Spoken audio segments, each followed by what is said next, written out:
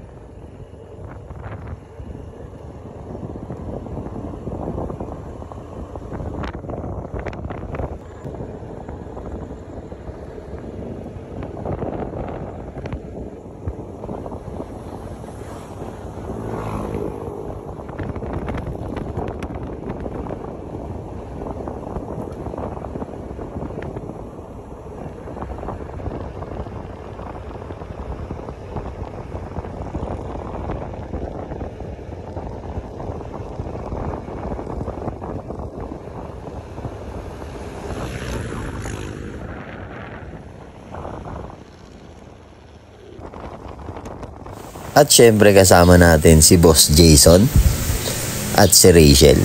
Shoutout sa ating mga tropa na yan. Napaka-solid kasama ng mga tropa. Syempre, hindi din papahuli ang kasama natin na isa pa, si Boss Hadap at sa kanyang misis na si Marie Chris. Shoutout sa inyo dyan. Salamat sa takbo nating ito. Sana marami pa tayo marating na magkakasama. Let's G!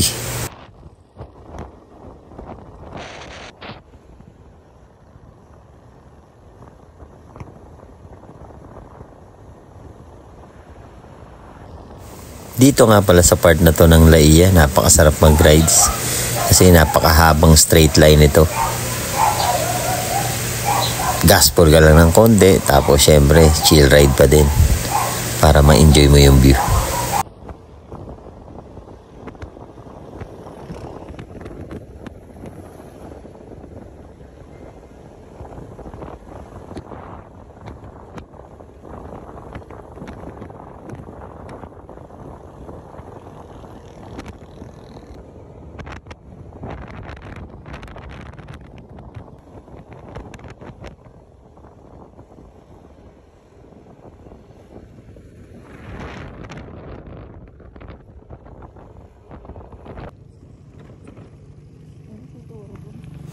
At dito nga, narating na natin yung mga road construction dito sa may Lobo. Medyo rough road lang, pero manageable naman ang mga matik na motor yan. Siyempre, ingat lang din kasi medyo madulas kasi yung loose gravel niya talagang nagpapadula sa ating mga gulong. Kaya dahan-dahan lang tayo. Lalo na yung mga palusong na yan. Muntik na rin dyan si Boss Hadap kasi siya sobrang pababa. Kaya doble ingat sa mga rider na pupunta dito. Dahan-dahan lang tulad kami. Chill ride lang para enjoy talaga yung rides.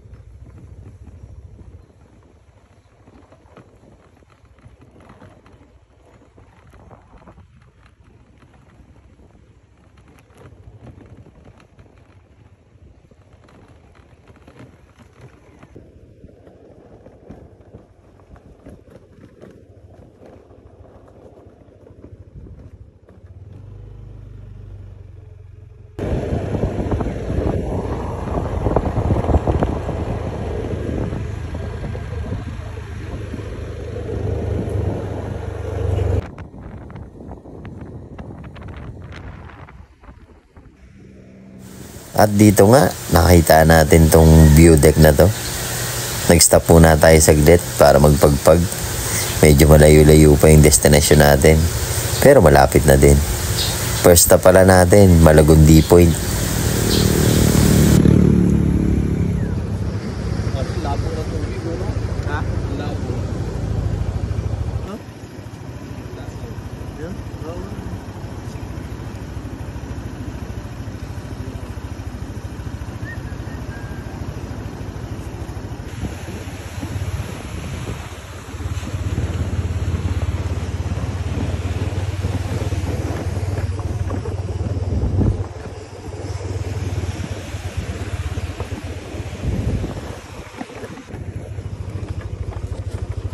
Bigla ng tubig eh.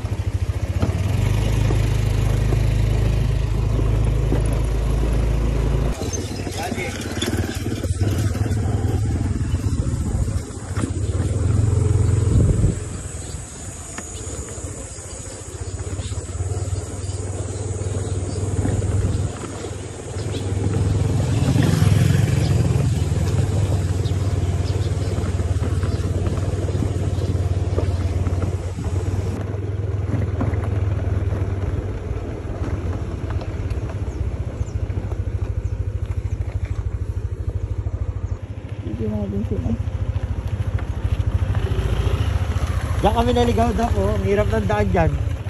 Diyan kami naligaw isa dyan. Diyan. Ang hirap ng daan dyan. Puta. Putol. Ginagawa pa. Kala namin dyan yung daan. Bumalik kami.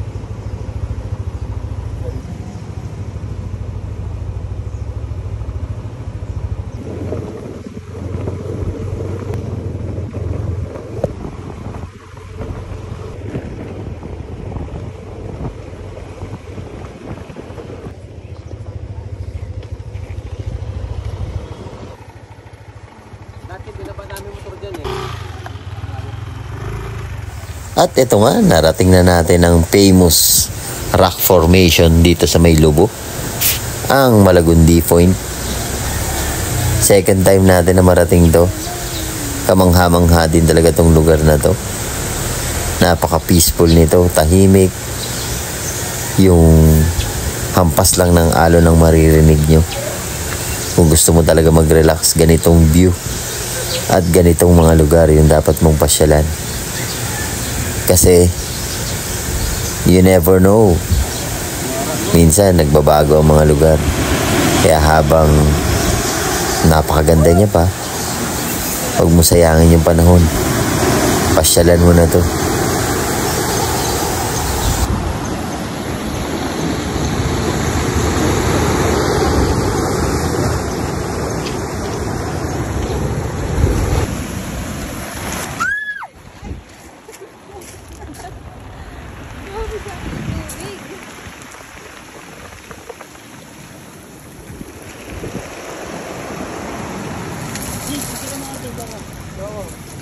Sa picture niya, sana kita ka saan lakas yung dumating. Basta yung sapatos ko.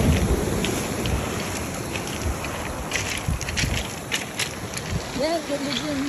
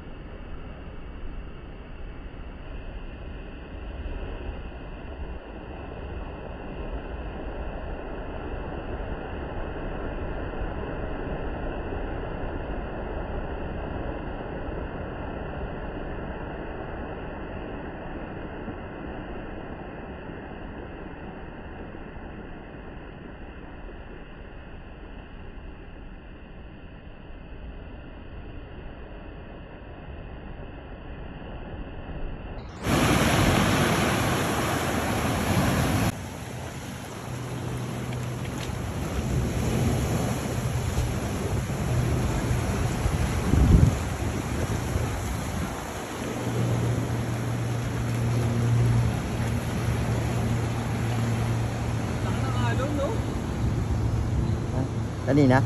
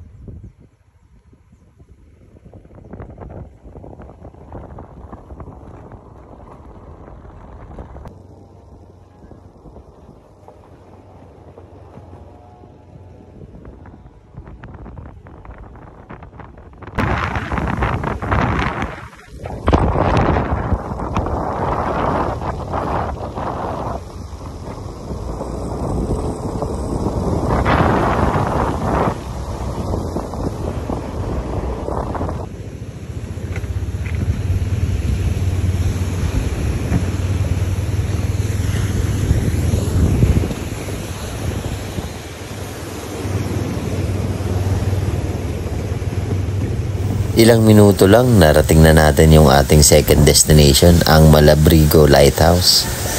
At meron nga palang tinuro dito sa atin si Boss Hadap. Meron palang lihim na lagusan dito. Napaka-solid pala ng lugar na to. Sa pagbabalik natin, pupuntahan natin to at dito naman tayo maliligo. Hindi ko alam kung free lang siya kasi walang bantay. Then may cottage din sa baba. Dito sa part na to, grabe. Kala mo nasa ibang planeta ka. Yan, yung view na ganyan. Blue Lagoon yung dating. Diba? Sobrang ganda niyan. Kung sa video maganda na. Eh lalo na kung sa actual pa, diba? Kaya hindi mo ma-appreciate yung lugar hanggat di mo nararating. Ditong bihim na lagusan. Tuklasin natin, samahan nyo kami. Nandito yung nagtatago ang diwata. Ayun, di ba?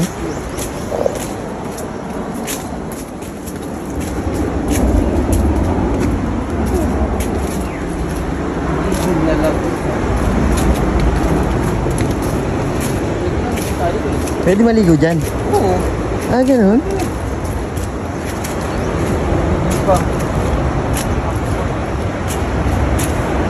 Ngayon lang natin ito napuntahan. Buti na lang kasama natin si Sir Alfred. Matutuklasan natin. Lihim na lag. Ayun, no? Doon pa yun, no? Diba? Ito, no? Diba? Samahan nyo kaming tuklasin to.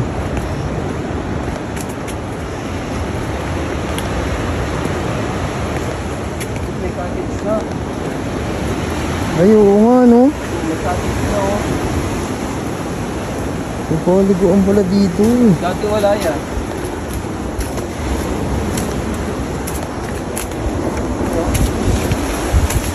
Ah, pwede rin pala dito, no? Pwede na nga tayo dito eh. Oo, di ba, oh? Oo nga, no? Siyempre, di ko lang kung may bayad dito kasi wala nagbabantay. Grabe naman yun, eh. Pag weekend siguro. No?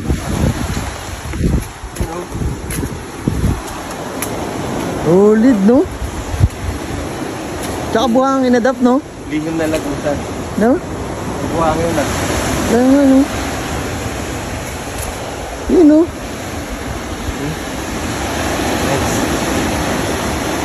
Solid pala dito. Dito lang to guys, sa baba ng ano, lighthouse. Ayun, no? Tour guide natin, eh. Dito pa pala yan sa baba ng lighthouse.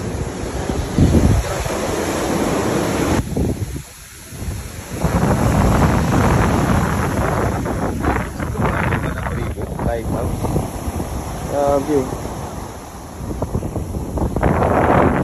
Maganda pala dito. Sarap maligo. Diba?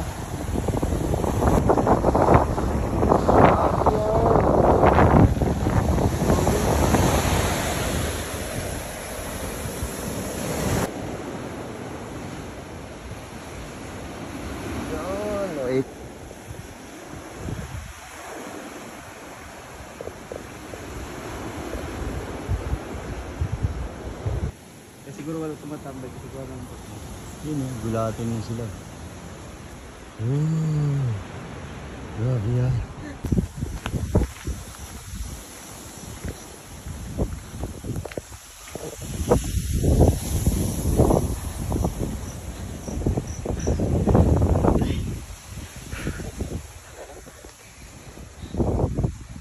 At mula Malabrigo Lighthouse, ilang minuto lang narating na natin ang ating destinasyon, ang Lily Beach.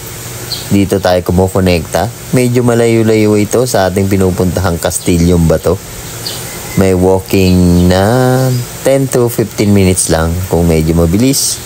Kung hindi naman ay aabutin ka ng 20 o to 25 minutes para marating ang ganda ng Castilyong Bato. Siyempre, nag-prepare na rin nga pala tayo dyan. Bumili tayo ng ating mga kakainin. Puro ihaw lang tayo mga katurbo, siyempre, para mabilis lang. May dala na nga rin pala tayong mga kanin para hindi na tayo magsasaing. Siyempre, bago kami dumating pumunta dyan, namalengke na din kami. Napaka-solid ng kain namin dyan. Napakaganda ng lugar. May masarap kayong pagkain. Ayos ang chill ride natin na to.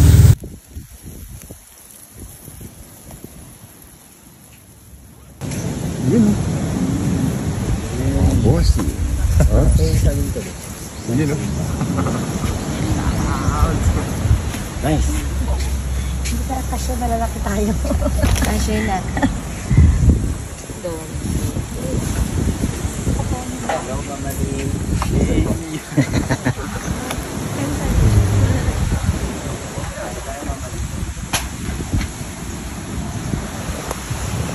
Picture tayo, picture. Picture tayo yan.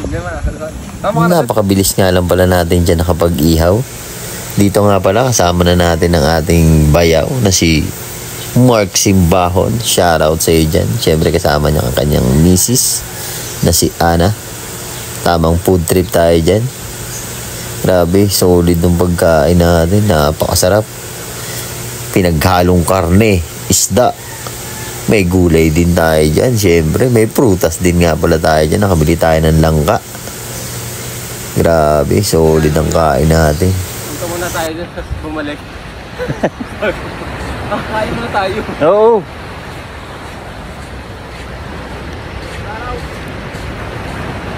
Hey. Andito na ang mga grupo naman dirigma. Ang puta. Ayun, no? Boys of NMAX yan, no? Hey! Picture! Ay, puta, hindi ko nadala yung shades ko, boss. Wow! Ang ganda ng Pilipinas! Yan, gusto ko.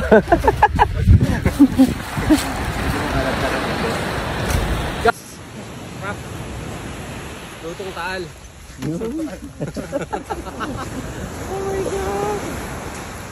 Hindi kami naiinitan. Solid.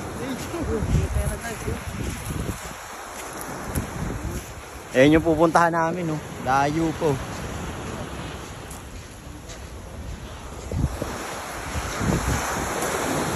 Ang bundok guys, oh. Kanina talaga dito. Akala ko una ko crash siya.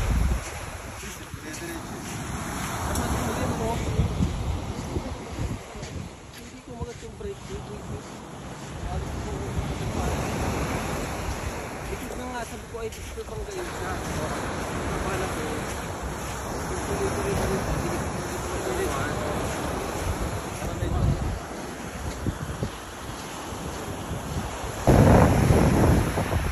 Yun, muli na naman tayong nagbalik sa Castilyong Bato. High tide na ba? Oo, high tide naman. Makaligo na tayo ng solid.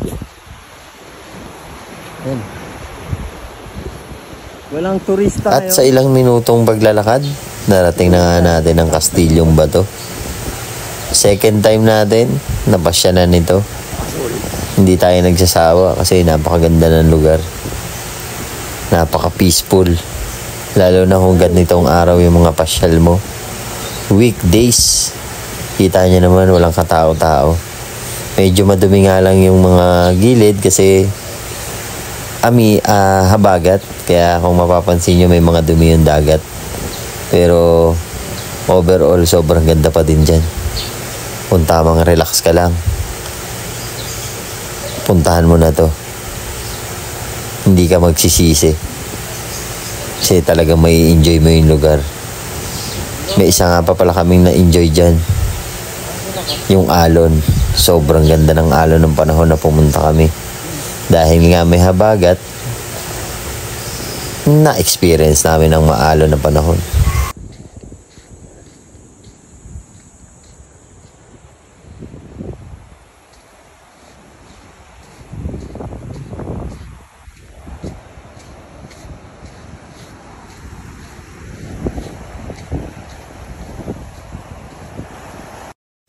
At syempre, pagtapos natin maligo, nag-setup na tayo dyan, no? Grabe. Enjoy lahat talaga ng tropa yung kwentuhan. Daming napagplanuhan, daming napag-usapan, pero sana matuloy yan. Siyempre, hindi naman tayo taong drawing, kaya dapat matuloy lahat yan, ha?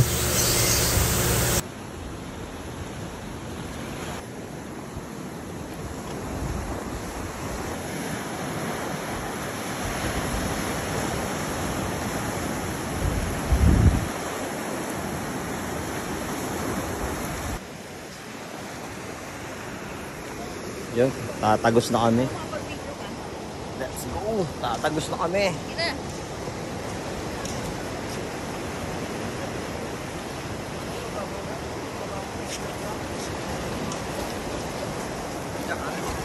Kapag namamunta ng corona, Uy! lalangin na ako. Yun. Tatagos na ang tropa. Tatagpasin na namin ng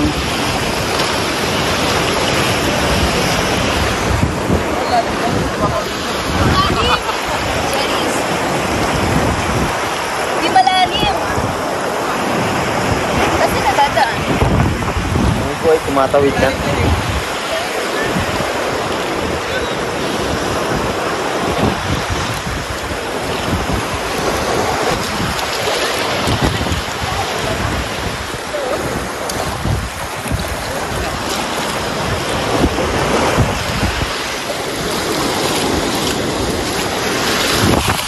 Tumatawid na ang tropa.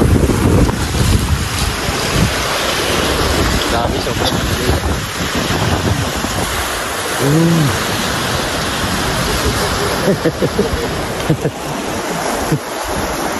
Mga naglalanta. Yan, angat mo pa yung bag mo. Yung bag. Sayot na yung bag na. Hoy, tapos na ho ang bagyo. Ang bagyo ay tapos na. Mga kababayan, meron pa pong naiwan sa laylayan. Grabe, may baha pa po. Ito ang dalawa ay nakatawid do. Ito, naging magbulo pa.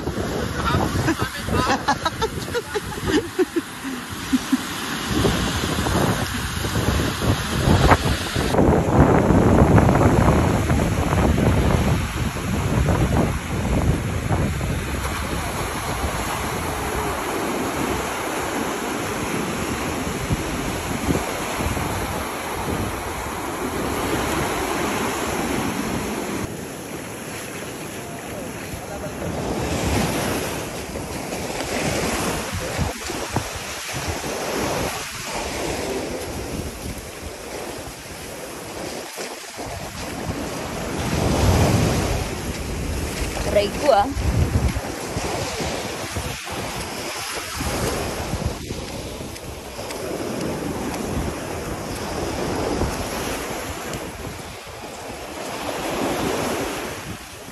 Dito ka.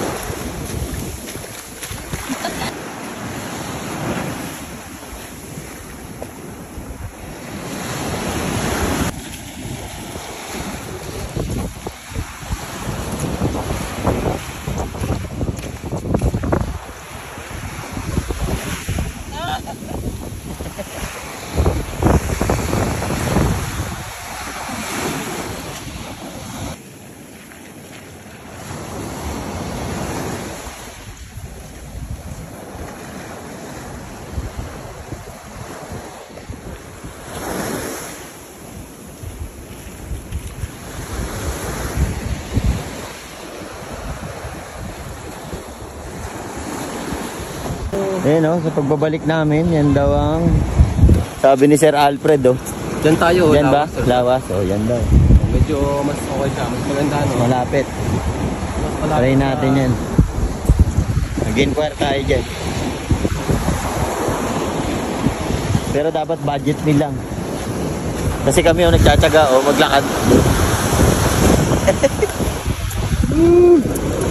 Tingnan niya siguro mga ganit per head dyan. 200. Pwede na, no? Para ho sa mga bibisita sa Kastilyong Bato. Nating dali na mga basura natin para maging maayos yung dagat natin. Tapon natin. Tamang tapunan. Ayun o. Dinala namin yung basura namin. Yan ang dapat sa lahat ng mga turista. Matuto tayong maging responsable. Matuto tayong itapon sa tamang basurahan ang madala natin kalat. Yun lang. Bago pa nga pala dumilim, bumalik na kami ng Billy Beach. At syempre, uwi na rin tayo. Day tour nga lang pala tayo. Pero kahit ganun kabilis ang oras, na-enjoy pa rin namin yung lugar. Napakasarap talaga mag-rides. Lalo na kung na-enjoy mo ang buhay.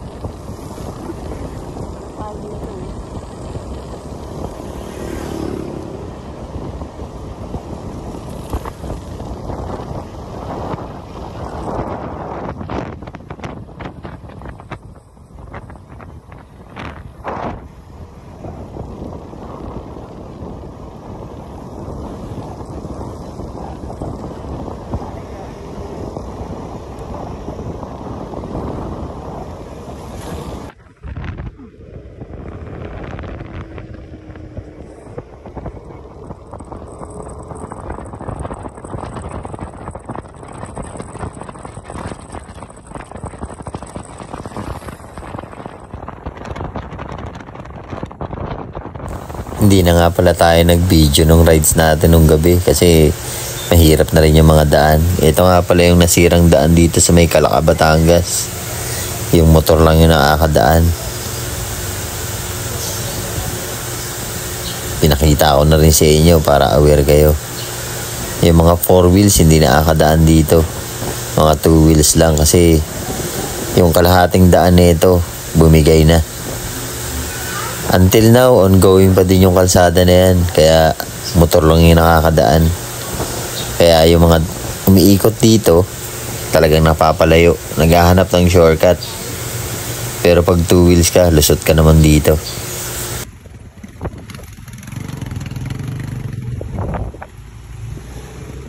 Dahil late na din kami nakarating ng Tagaytay, syempre dumaan na tayo ng Mahogany Market. Dito na tayo nag-dinner. Pero shoutout sa nakainan namin, di kami nag-enjoy. Nabola mo kami. At dito na rin nga natin tatapusin ang video sa bulaluhan na to. Salamat sa mga nanood. Sana marami pa kami mapagsamahang rides. More plans, more rides. Let's see.